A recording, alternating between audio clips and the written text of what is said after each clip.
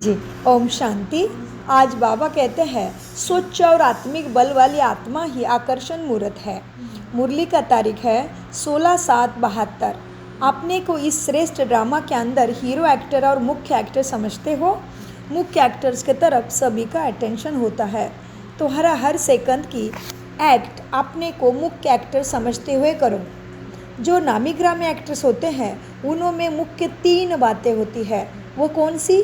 एक तो वो एक्टिव होंगे, दूसरा एक्यूरेट होंगे, तीसरा अट्रैक्टिव होंगे। ये तीनों बातें नामी ग्रामी एक्टर्स में अवश्य होती है। तो ऐसे अपने को नामी ग्रामी मुख्य समझते हो ना। अट्रैक्ट किस बात पर करेंगे? हर कर्म में, हर चलन में रूहानियत की अट्रैक्शन हो।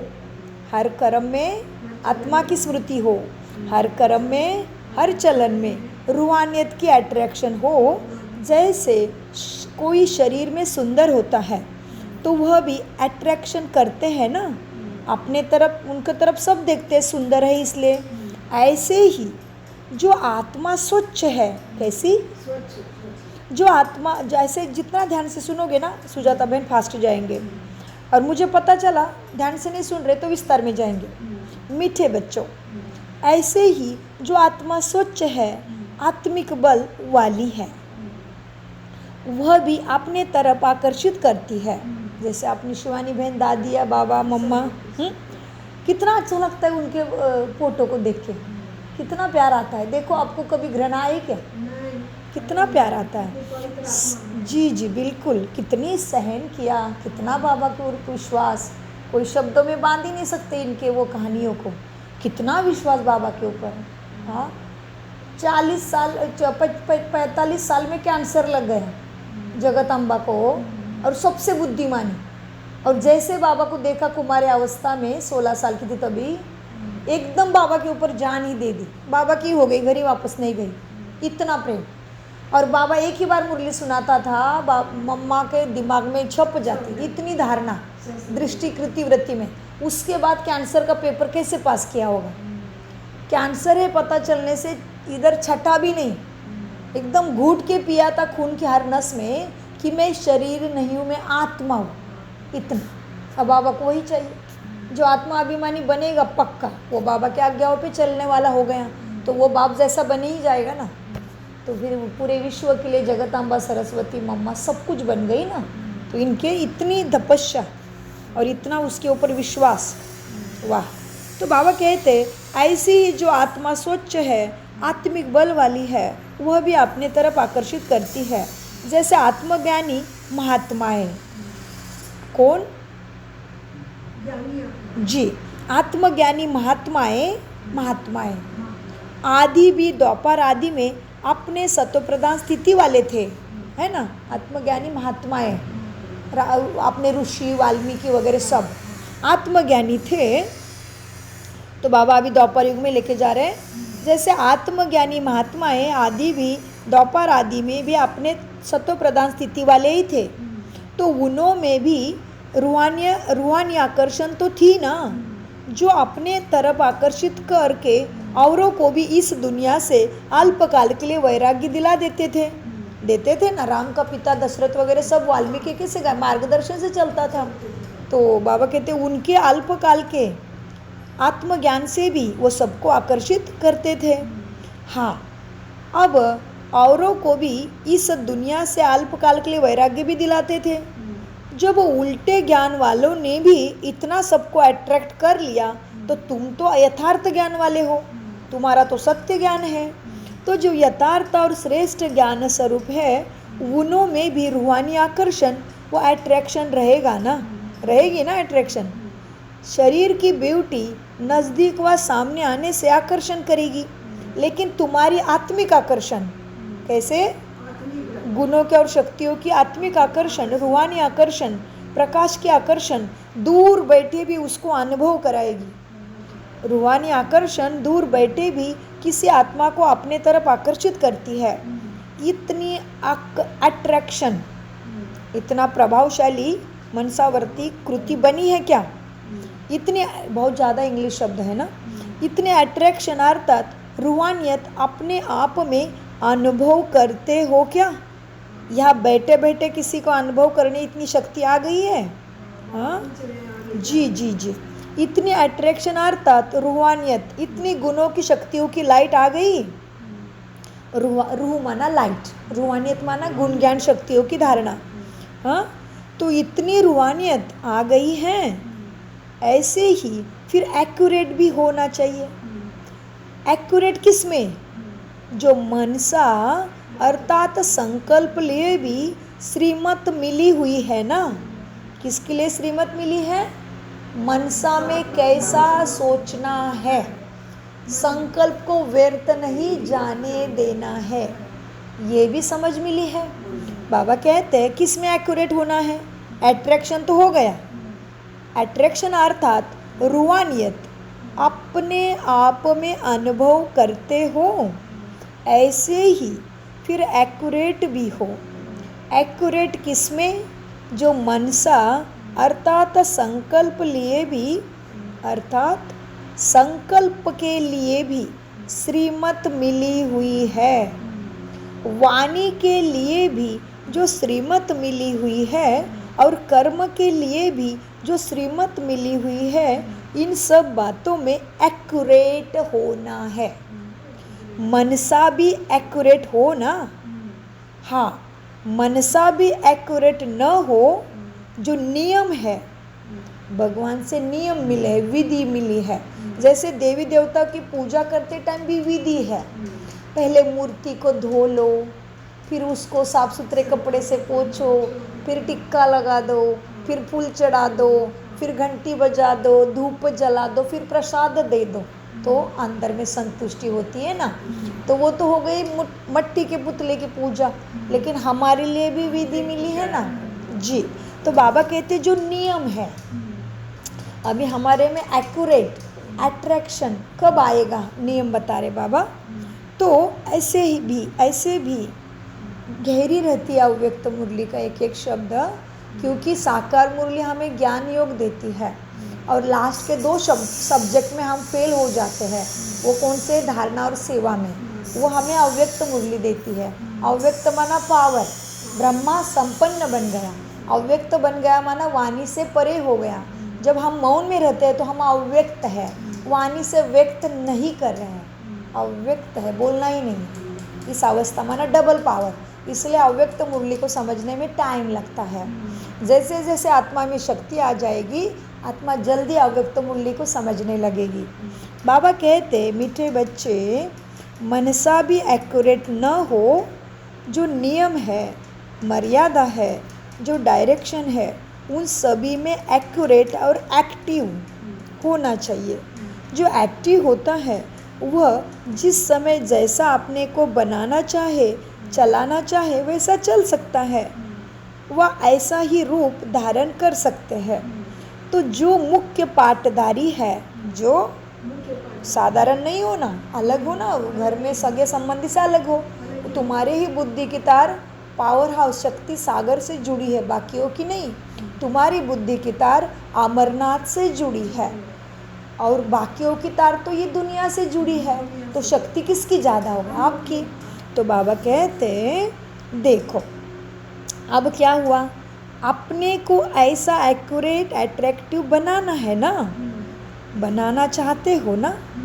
तो अब क्या है, जो श्रीमत मिली है, इन सब बातों में एक्यूरेट होना पड़े। मनसा में भी एक्यूरेट ना हो, जो नियम है, मर्यादा है, जो डायरेक्शन है, उन सब में भी एक्यूरेट और एक्टिव। जो एक्टिव होता है वह जिस समय जैसा अपने को चाहे वैसा बना सकता है, जैसे चलाना चाहे चला सकता है, जैसे रूप धारण करना चाहे कर सकता है। तो हमारे पाँच है ना, 5 क्या है हमारे 5? स्वदर्शन चक्रधारी 5 हमारे लक्षण है। आदि आत्मा बिंदु, अनादि स्वदर्शन चक्र घुमाते हैं ना, जो आपको मिला है। इसलिए हमेशा सुबह उठ के ही उसको अपने जेब के पास रखो, नहीं तो अपने सिराने के पास रखो। उठते ही बाबा को गुड मॉर्निंग करके हमेशा स्वदर्शन चक्र पढ़ो। प्रचंड लाभ उसमें, प्रचंड लाभ। जैसे लॉटरी समझ लो, स्वदर्शन चक्र घुमाना माना थोड़े समय में अनेक जन्मों की प्राप्ति। इसलिए स्वदर्शन चक्र पढ़ के घुमा, लेकिन ज़रूर घुमा। ठीक है। सो, और रात को सोने से पहले भी घुमाओ, फिर दिन में भी आराम करते हो दोपहर को तो भी घुमाओ। जितना सुदर्शन चक्र घुमाओगे उतना सुदर्शन चक्रधारी महाराजा महारानी बनोगे। तो बाबा कहते हैं बच्चे देखो, जो मुख्य होते हैं ना, जो मुख्य पाठधारी है, उनमें ये 3 विशेषता भरी हुई रहती है। इसमें ही देखना है, अभी चेकिंग पॉइंट आ गया, इसमें ही देखना है कि इनमें से कौन सी विशेषता किस परसेंटेज में मेरे में आ गई है या मेरे में अभी क्या क्या कमी है।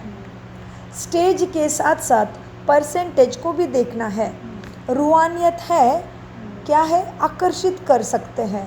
रूहानियत है हमेशा आत्मिक भाव है सबके साथ कि ये मेरे को शरीर नहीं दिखाई दे रहा है, ये मेरा आत्मा भाई है, ये भी 7 गुणों का, 8 शक्तियों का पुंज है, यह भी बाबा का लाडला सतो प्रधान सतो बुद्धि वाला है, यह भी बाबा के छत्र छाया का है, ये मेरा परमधाम निवासी सतोगुणी आत्मा भाई है। अनेक चीज़ है, जैसे हम याद करके पूरा करते हैं तो निमित्त आत्मा की दृष्टि लेते हैं, तो निमित्त आत्मा इसी ऊंचे ऊंचे संकल्प में खो गई है तो वाइब्रेशन आपको आंखों के द्वारा मिलते हैं।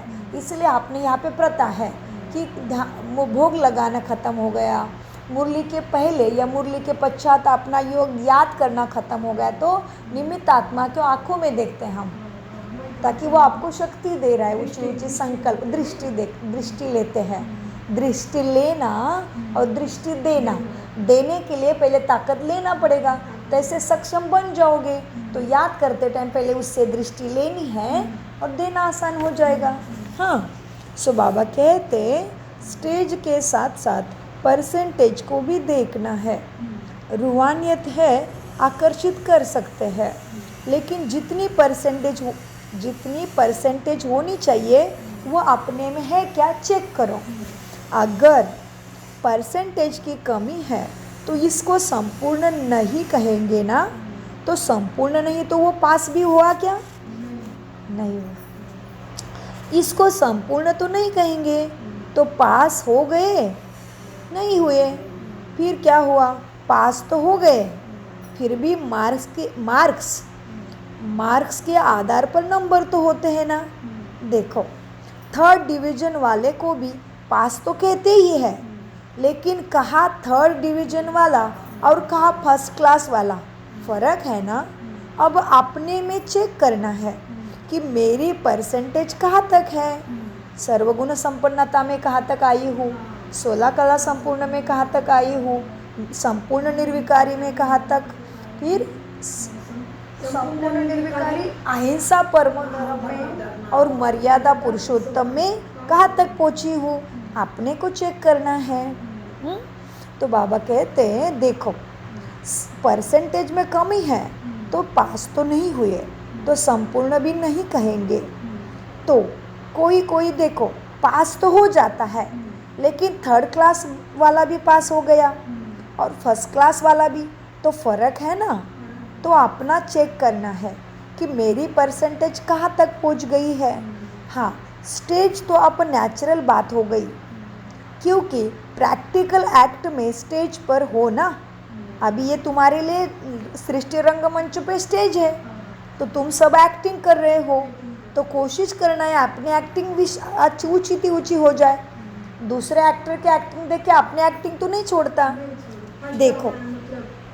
देखो प्रैक्टिकल में भी देखो, जैसे 2 घंटे का पिक्चर चल रहा है, हाँ, अभी किसी को रोल मिला है हीरो का, किसी को रोल मिला है विलन का, हाँ, डाकू डुकी करना है, मारा मारी पीटा करना है, अभी वो उसके एक्ट में खो गया है, हाँ, और उसमें भी ठीक से नहीं हो रहा है तो बार बार उसको सिखाते हैं, अरे ऐसे नहीं, वो तो है नहीं, वो नहीं है, डाकू नहीं है, लेकिन एक्टिंग करना है, उसको भी ठीक से करना पड़ेगा क्योंकि वो स्टेज पे है ना। हीरो को लोग याद करते हैं, हाँ, हीरो को याद करते हैं इसलिए, नहीं हो लेकिन उसको बुरी नजर से देखेंगे। हाँ, नहीं है तो भी इसीलिए वो एक्ट करते टाइम तो उसका ध्यान अपनी एक्टिंग पे है ना, तो हीरो का अपनी ध्यान एक्टिंग पे है, विलन का विलन की एक्टिंग पे है। तो ऐसे ही अभी हमारी एक्ट चालू है, तो हमें मनुष्य से देवता बनने की एक्टिंग हो रही है, तो दूसरे की एक्टिंग देख के हम अपनी एक्टिंग नहीं बदल सकते। अभी जैसे दूसरा क्रोधी हो गया है, दूसरा बात नहीं मान रहा है, मेरा कुछ भी हो सकता है,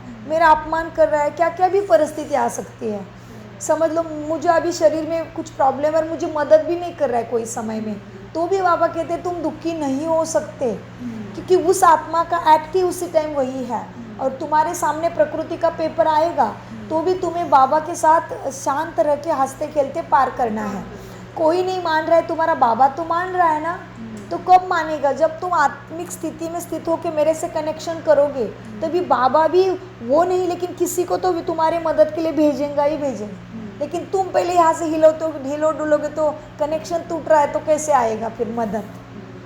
इसलिए बहुत गहरा सारा रिलेशन है, सारी बातें एक दूसरे को कनेक्ट होके उधर ही आ जाती है कि आत्माभिमानी बाबा और मुझे ये ड्रामा से साक्षी रखना पड़ेगा, इधर क्या हो रहा है, उधर क्या हो रहा है, उधर क्या, वो तो होना ही है, क्योंकि परिवर्तन के बिना आगे कैसे बढ़ेंगे? हर समय होना है, हर समय कोई बात आएगी, हर समय कोई न्यूज़ आएगी, हर समय कुछ चलेगा, चलना ही नियम है ड्रामा का। और मुझे अपने एक्ट में चलना मेरा नियम है ब्राह्मण जीवन का प्राप्ति के लिए। हाँ, और कभी कभी तो सुनो भी नहीं, अगर पॉसिबल है तो सुनो ही नहीं, किनारा करके निकल जाओ। जी, मीठे बच्चे, जैसे समझ लो अभी रास्ते पे दो जन जा रहे थे, एक की गाड़ी टक्कर हो गई, एक्सीडेंट हो गया, अभी दूसरे को भी ऑफिस पहुंचना है, इसको भी पहुंचना था, लेकिन इसको प्रॉब्लम आ गया, अभी वो दूसरा रुकेगा क्या उसके लिए? वो तो अपने लक्ष्य पे, मुझे ऑफिस पहुंचना है भाई, बाबा भगवान भले अच्छे मन वाला है तो कहेगा भगवान उसको मदद करे, हमें वही रोल मिला है, हमें तो मनसा सेवा करने का ही रोल मिला है, तो भला कुछ भी चलेगा। अभी इधर सबकी एक्टिंग चल रही है, सबको ही सब पूरा करना है, लेकिन समय किसी के लिए नहीं रुकेगा, तो हमें वो रोल मिला है कि भाई तुम्हारे लक्ष्य को देखो और तुम निकलो किनारा करके, तो बाबा को बहुत प्यार आएगा क्योंकि मेरे आज्ञाकारी बच्चे हो गए करके। जी, तो बाबा कहते हैं बच्चे कहाँ पर थे अभी हम, तो देखो, तो अब चेक करना है परसेंटेज को। स्टेज तो अब नेचुरल बात हो गई, क्योंकि प्रैक्टिकल एक्ट में स्टेज पर होना अब सिर्फ परसेंटेज के आधार पर नंबर होने हैं। आज बहुत बड़ा संगठन हो गया है, जैसे बाप को भी समान बच्चे प्रिय लगते हैं ना, समान बनेंगे ज्ञान गुण शक्तियों में बाप को प्रिय लगते हैं। आप लोग आपस में भी एक समान मिलते हो ना, तो यह सितारों का मेला भी बहुत अच्छा लगता है ना। संगम युगी मेला तो है ही, लेकिन उस मेले में भी यह मेला विशिष्ट है। मेले के अंदर जो विशेष मेला लगता है वो फिर ज़्यादा प्रिय लगता है। बड़े बड़े मेलों के अंदर भी एक विशेष स्थान बनाते हैं जहाँ सभी का मिलन होता है। जैसे अभी कुंभ मेला में सभी के अपने अपनी कुटियाँ हैं, रहने की व्यवस्था है, लेकिन वो नदी में एक ही हो रहे स्नान करते टाइम। बहुत अच्छा, तो स्नान करते टाइम एक ही मिल जाते हैं, तो बाबा वही कहते हैं, तो तुम्हारा भी यहाँ पे मिलन होता है। अलग अलग जाति काके हो, स्वभाव संस्कार सब अलग है, लेकिन यहाँ मिलन होना है, यह विशेष मेला है, क्योंकि एक ही एक लक्ष्य है, मनुष्य से देवता बनना है, बुराई को छोड़ना है। और उसमें समझते हैं कि हमें वो, उनको लगता है कि ज्ञान, वो नदियाँ हमें सत्वगति को प्राप्त कराएगी, लेकिन नहीं, नदियाँ तो है ज्ञान की, ज्ञान में डुबकी लगाने से वो तो शरीर साफ हो जाएगा और थोड़ा दिल मन का भाव शांति दिलाएगा, बाकी प्राप्ति नहीं, जन्मों जन्मों की प्राप्ति नहीं। आत्मा की पीड़ा तो नहीं खत्म होगी, लेकिन भक्ति भाव, बस भक्ति का प्रसाद थोड़ा देर देता है भगवान, और ज्ञान का जन्मों जन्मों के लिए, क्योंकि ज्ञानी। अच्छा, तो मीठे बच्चों देखो, बाबा को भी आप समान बच्चे अच्छे लगते हैं ना, प्रिय लगते हैं। आप लोग आपस में भी एक समान मिलते तो हो, यह सितारों का मेला भी बहुत अच्छा है ना। संगम युगी मेला तो है, लेकिन उस मेले में भी यह मेला है। मेले के अंदर तो विशेष मेला लगता है, वो फिर ज़्यादा प्रिय लगता है। बड़े बड़े मेले अंदर भी एक विशेष स्थान बनाते हैं जहाँ सभी का मिलन होता है। संगम युग भी क्या है? संगम युग क्या है? बेहद का मेला। आज साकार मुरली में भी क्या आया? संगम युग का महत्व आया है ना। प्रश्न का उत्तर देखो, याद करो, जाके पढ़ो, प्रश्न का उत्तर बार बार पढ़ो। तुम इस संगम पे ही कांटों को फूल बनाते हो।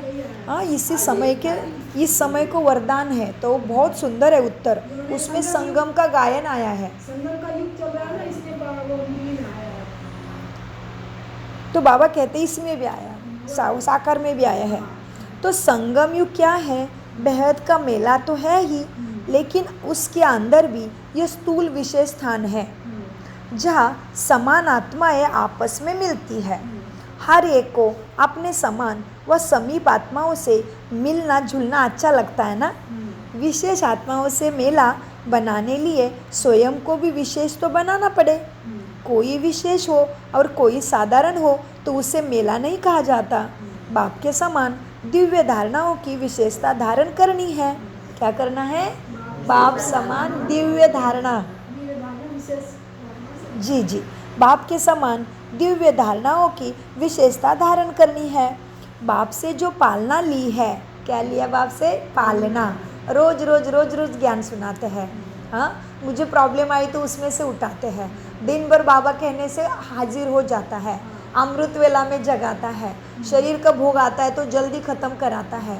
तो कितनी पालना दे रहा है। जैसे छोटे बच्चों को पालने में झुलाते तो सो जाता है, वैसे हमें बाबा श्रीमत की पालना देते हैं, परिवार का प्यार दिलाते हैं, सारे स्वच्छ आत्माओं को मिलाता है, तो कितना अच्छा लगता है। तो ये हो गया बाबा ऐसे कलयुग के भयंकर हवा में, वायुमंडल में हमें झुला रहा है अपने प्यार में, शक्तियों में, ज्ञान गुण में। हाँ, तो बाबा कहते हैं बाप से जो पालना ली है ना, इसका सबूत तो बाप को देना पड़ेगा ना, नहीं तो कितना कर्जा चढ़ेगा भगवान के पढ़ाई का। फिर उसके समान नहीं बनोगे, ज्ञान लेंगे और फिर इसको उसके जैसा नहीं बनोगे, फिर धर्मराज यमराज नहीं छोड़ेगा। नहीं छोड़ेगा। सो बाबा कहते हैं बाप ने पालना किस लिए की है बताओ? विशेषता भरने लिए पालना दे रहे हैं ना। बाप आप समान बना रहे तुम्हें। हाँ, तो बाप से जो पालना ली है इसका सबूत देना है। बाप ने पालना किस लिए की? तुम्हारी विशेषता भरने के लिए की है ना। सर्वगुण संपन्न बनाने के लिए पालना कर रहा है ना बाप। हाँ, तो फिर ऐसे लक्षण भी तो आने चाहिए। लक्षण हो और लक्ष्य है और लक्षण न हो तो इसको क्या कहेंगे? हाँ, भगवान के सेवा को, मेहनत को भी बेकार कर दिया। इसको कौन बचाएगा फिर दुख से, पीड़ा से? हाँ, तो बाबा कहते लक्ष्य हो और लक्षण ना आवे तो इसको क्या कहा जाएगा? इसको समझदार कहेंगे। तो तुम ज़्यादा समझदार हो ना, ज़्यादा, अंडरलाइन, जो भी हो रहा है उससे ज़्यादा हमें पता है, इसलिए हड़बड़ में नहीं आते हैं। और 2 दिन से तो साकार मुरली में कड़ाई बात आ रही है, शरीर छोड़ा तो भी हिलना नहीं। 2 दिन से तो कड़ा बता रहे बाबा कि किसी ने भी अपने संबंधी में शरीर छोड़ा तो हिलना नहीं, नहीं तो फेल।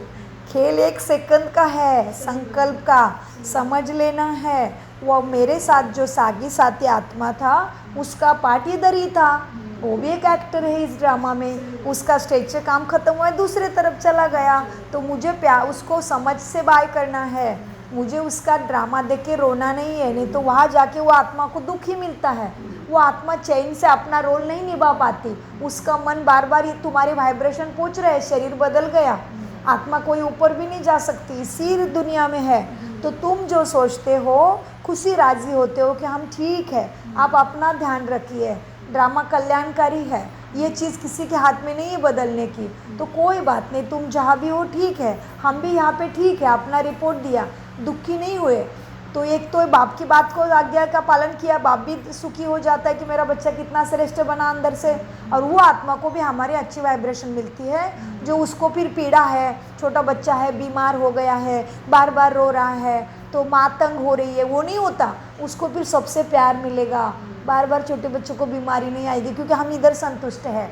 तो इस तरह से बाबा का 2-3 मुरली में सिखा रहे हैं कि कैसे शरीर छूटा तो भी आप, और गाने बच्चों का काम नहीं रोना, क्योंकि तुम्हें पता है ड्रामा में स्टेज पे हम, किसी का रोल ज़्यादा चलता है, किसी का रोल थोड़ा है, तो वो स्टेज से उतर जाएगा, दूसरे रोल में चला गया। तो तुम ज्ञानी बच्चे को पता है आत्मा जर्नी पे है, हमारा प्रवास चल रहा है, तो प्रवास कैसे रुक सकता है? तो किसको कितने दिन इस फैमिली में, वो दूसरी फैमिली में चला गया तो उसको प्यार से बाय करना पड़ेगा। समझदार को तो करना ही पड़ेगा। भले बाबा कहते हैं आंखों से रो भी लो, लेकिन संकल्प से नहीं रोना, तो उसको वाइब्रेशन अच्छी मिलेंगे, तो उसका उधर भला होगा और हमारा कर्तव्य या भगवान ने चुना है उसका पूरा होगा। देखो बच्चों, और कितनी सोचने की बात है। इतना बड़ा खेल, ब्रह्मा को भी शरीर छोड़ना पड़ा। ब्रह्मा के लिए भी भगवान कायदा नहीं बदलता प्रकृति के, तो हम तो क्या है फिर, समझदार को ही इशारा काफ़ी है ना। तो इसीलिए, और रुकता कुछ भी नहीं है। सच मायने में हम कुछ नहीं कर रहे, वही तो करता धरता है ना, बाबा ही करता है, तो किस चीज़ की चिंता, बाबा करेगा। बाबा बैठा ही किसी लिए है। हाँ, तो मुझे तो बाबा के आज्ञा के अनुसार देहाभिमानी आत्माभिमानी बनना ही है, क्योंकि उसी में मेरा और मेरे परिवार का कल्याण है। सो बाबा कहते, मीठे बच्चों, बाप के समान दिव्य धारणाओं की विशेषता धारण करनी है। बाप से जो पालना ली है इसका सबूत देना है। बाप ने पालना किस लिए की, विशेषता भरने ली। लक्षण हो, लक्ष्य भी हो और लक्षण ना आवे तो इसको क्या कहा जाएगा? हाँ, ज़्यादा समझदार होगा क्या? नहीं। तो एक तो है समझदार, दूसरा होता है ज़्यादा समझदार। तो तुम तो ज़्यादा समझदार में आते हो। हाँ, देखो बेहद के तुम कैसे हो, बाबा अभी बताते हैं, प्यारी सी बात है। एक होता है ज़्यादा समझदार, एक होता है समझदार, और दूसरा होते हैं बेहद के समझदार। आत्मा का खेल जान लिया है तो बेहद के समझदार, क्योंकि आत्मा बेहद है, फंसी नहीं रह सकती किधर भी। भगवान भी नहीं, वो कायदे को नहीं तोड़ सकता। जाना है तो उसको कोई रोक नहीं सकता, इसलिए बोलते हैं। तो बाबा कहते तुम कौन से समझदार हो? बेहद के समझदार। तो हद वाले नहीं हो तुम, बेहद वाले समझदार हो। कितना बड़ा टाइटल मिला। क्या बोला बाबा ने? 3 कैटेगरी बताए। एक होता है समझदार, दूसरा ज़्यादा समझदार, और तीसरा तुम हो बेहद समझदार। बाप जैसे, बाप बेहद है ना, वैसे तुम हो बेहद समझदार। बेहद में कोई, और बेहद में पता है क्या होता है? कोई लिमिट मेरा तेरा नहीं होता है। बेहद में होता है मेरा तो एक शिव बाबा, दूसरा ना कोई, सारे रिश्ते नाते उसी से, वो जैसे रखेगा मैं रहना ही है। भले बाहर से दिखा दो लेकिन अंदर से नहीं। ज्ञानी अंदर से ज्ञानी, क्योंकि वो अंदर का भाव देखता है, वो बाहर का नहीं देखता। सो बेहद मतलब लिमिट में नहीं आना है, ये मेरा वो मेरा नहीं। मेरा तो कुछ भी नहीं है। ड्रामा में जो होना है वो कल्याणकारी है, तो उसके लिए हाय हाय करना मेरा ड्यूटी, मेरा कर्तव्य नहीं है वो। तो तुम्हें बनना है बेहद का समझदार। माना बेहद में कोई भी लिमिट नहीं होता, तो इसीलिए आंखों से दिखने वाली चीज़ों में फंसने वाले तुम नहीं हो। अच्छा, ओम शांति, ओम शांति, ओम शांति। मीठे प्यारे बाप दादा का अनगिनत पदम गुना शुक्रिया, शुक्रिया, शुक्रिया। कम बोलो, मीठा बोलो, धीरे बोलो, सोच समझ कर बोलो। शुक्रिया बाबा, शुक्रिया। बाबा सदा याद है। मीठे प्यारे बाप दादा का अनगिनत पदम गुना शुक्रिया, शुक्रिया, शुक्रिया, शुक्रिया फरिश्तों।